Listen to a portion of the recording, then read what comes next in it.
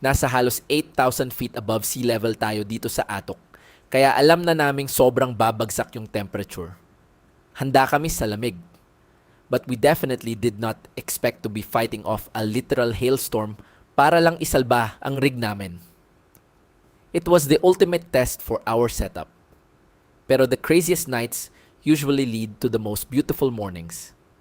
Samahan nyo kami as we survive the ice, hike through fresh cabbage terraces, and relax in a beautiful highland flower park.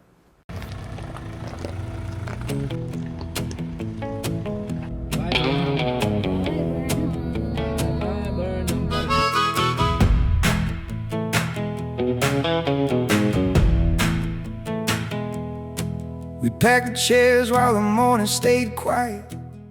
To understand how we got there, we have to rewind.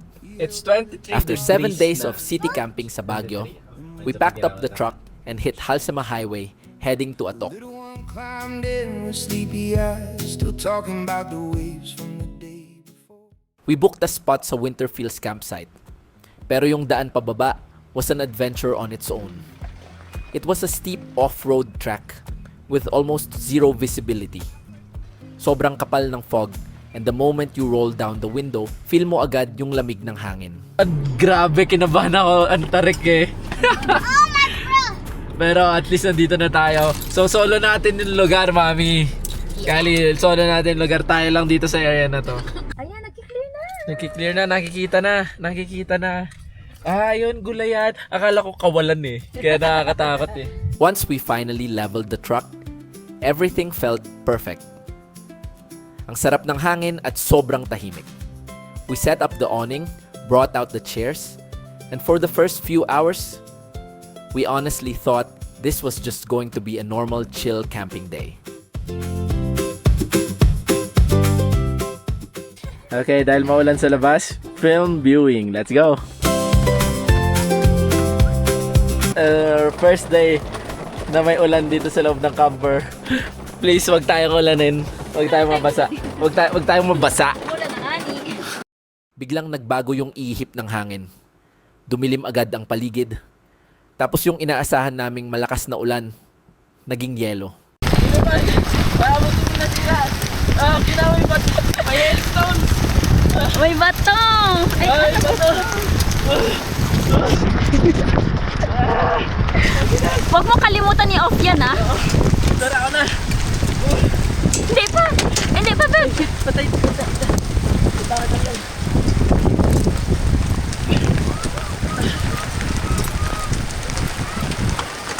Yung isa pa, nasa likod mo. Isa pa, babe! Sige, oo. Grabe!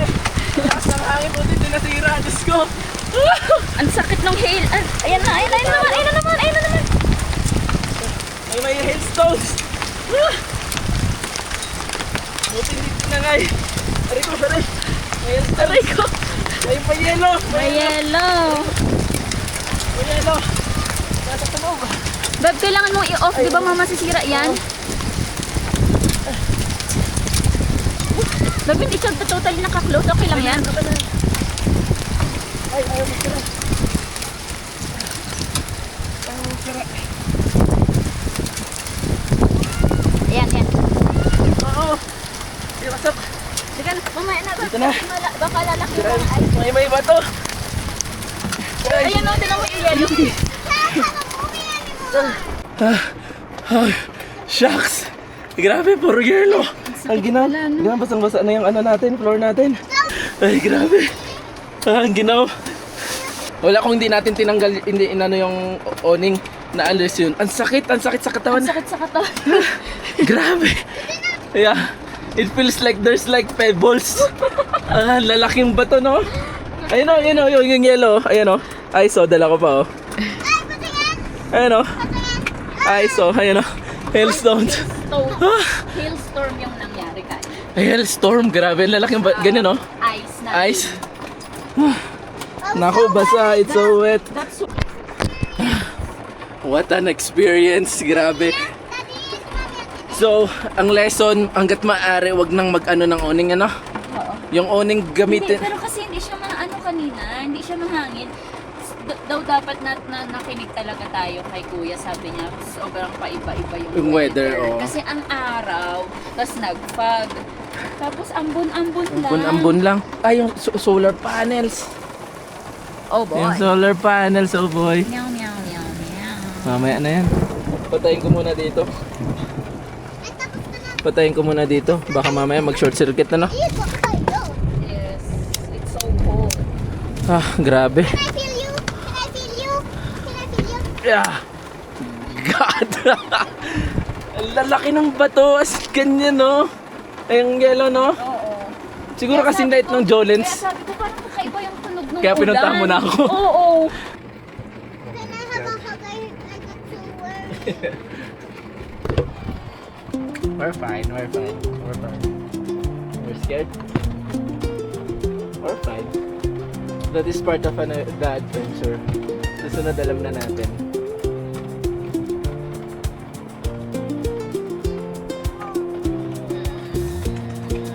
Takot ang bebe.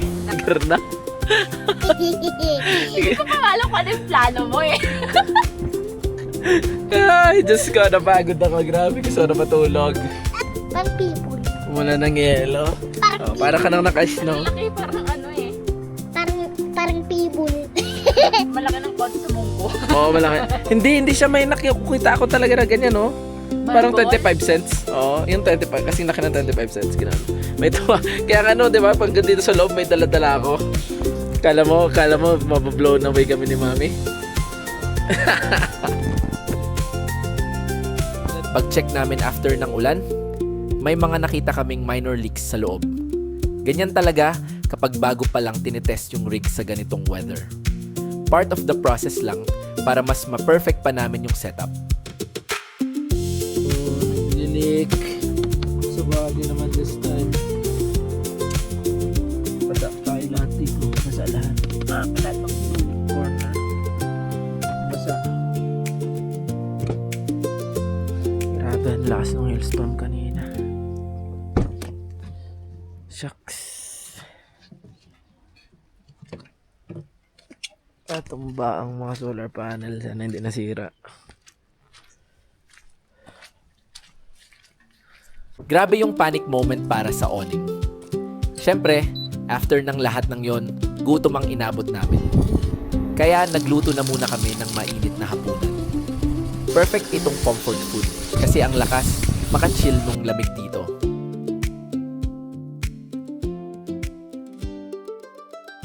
Kinabukasan, sobrang peaceful. Para kaming nasa ibang mundo after nung bagyo kahapon. Ibang klase talaga yung ganda ng Benguet sa umaga. Yung lamig, yung fog, at yung tahimik na paligid. Nakakamangha na lang pagmasdan yung buong bundok na puro terraces.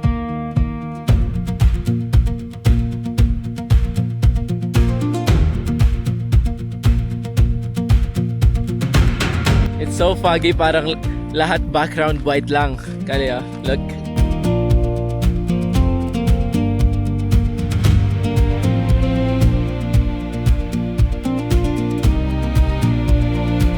Ang unti pa lang ng nilakad, hinihingal na tayo. Look, cabbages, oh, hindi pa na-harvest. Dali logo, don't you know that we are 7,900 meters above sea level? What? Ano mo ilalim mo tapos natakbo ka? What? What? Tena. Welcome. Welcome. Sakto habang naglalakad-lakad kami, nalaman namin sa isang owner na walking distance lang pala ang Sakura Park. May scenic trail daw sa likod na diretsong dadaan sa mga vegetable fields. Pipitawan na kita, ha? Kaya mo yan. Hindi. Dito sa akin. Yan. Oh, yun. Nice save. Careful. Don't panic. Tignan mo muna yung dinadaanan mo, anak. Wow. dito, nak.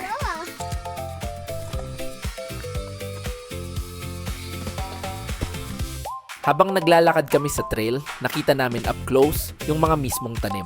Literally, nasa gilid lang ng daanan namin, yung mga fresh na repolyo at carrots.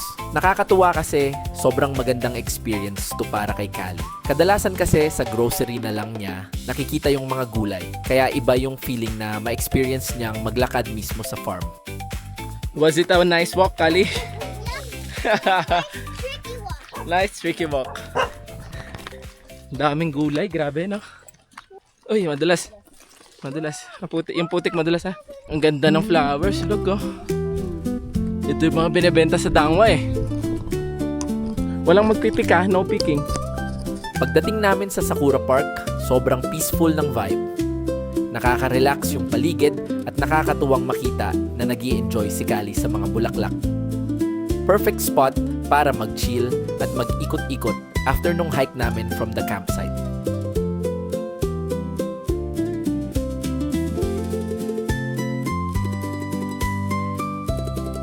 What is it, Kelly? What is it? Flower with a lot of flowers. Ano? The flower with a lot of flowers. Flower with a lot of flowers. Let's see nga kung flowers with a lot of flowers siya.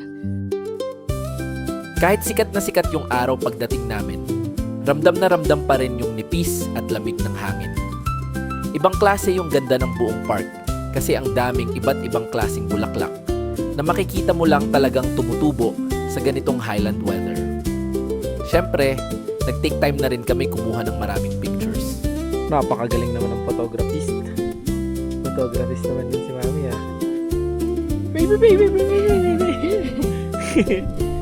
Nakakatuwa na makita na masaya at nag-e-enjoy ng husto si Kali sa ganitong malawak na open space.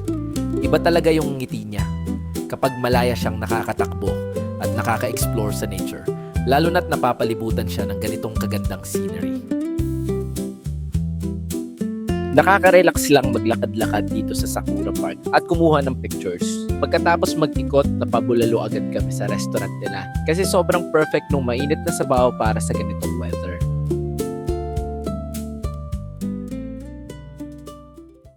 Pagdating sa camp, sakto namang umambon at bumagsak ulit yung temperature.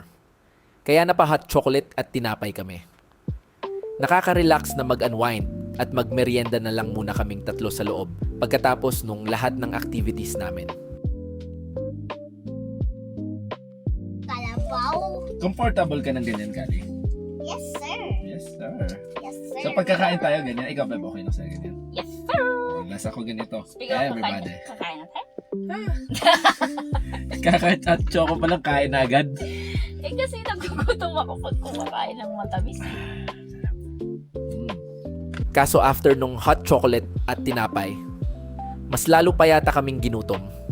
Imbis na magluto pa mula sa simula, pinainit na lang namin sa microwave yung mga nabili naming pagkain galing Baguio. Sobrang convenient talaga ng ganitong setup kapag pagod na. Kasi halos wala ng preparation na kailangan para makakain ulit ng mainit. Napakaganda dito, gulayan no. Puro ang daming cabbage. Repolyo.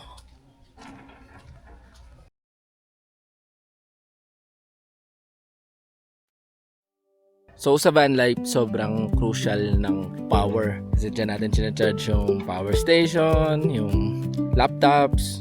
Hindi rin kami gumagamit ngayon ng butane. So lahat electronic. So ways to charge our battery is through alternator, yun yung number one. Tapos pangalawa is through solar. Pwede rin kami magsasak sa 220. So let me just show yung solar panels namin. So these are 220 watts na flexible solar panel na naka-series with our EcoFlow 220 watts. So foldable solar panel. So bumili ako ng flexible kasi mas mura siya. So parang pares din naman siya yung ng silbi sa foldable. Mas mura siya ng sobrang layo. Yun lang, medyo parang mas bulky siya. Mas mahirap i-store. So right now, we're harvesting 450 watts. Galing dun sa mga dineploy natin na solar panels. And another 100 watts sa solar panels sa taas. Usually lower ang performance ng mga flat mounted solar panels. So in total, 550 watts, not bad. Kung may natutunan kami sa Atok trip na to, yun ay yung maging ready sa kahit anong ibato ng weather. Isang araw, nagpapanik kami sa gitna ng yelo. Kinabukasan, kalmado na kaming kumakain at nag-e-explore ng mga bulaklak. Kasama talaga yung mga unexpected moments at abirya kapag nasa kalsada. Pero in the end, yung mga simpleng moments tulad ng pag-inom ng hot chocolate habang umuulan or yung pag-microwave ng hapunan kasi pagod na kaming lahat, yun yung nagpapasulit sa buong experience. Another unforgettable Highland adventure para sa pamilya.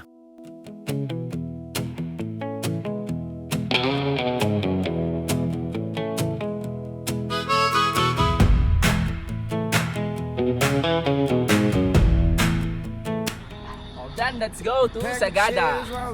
Pepe, pepe. Bam! Come on, vámonos. I checked all the latches. Then we looked at the beach once more. The little one climbed in with sleepy eyes, still talking about the waves from the day before.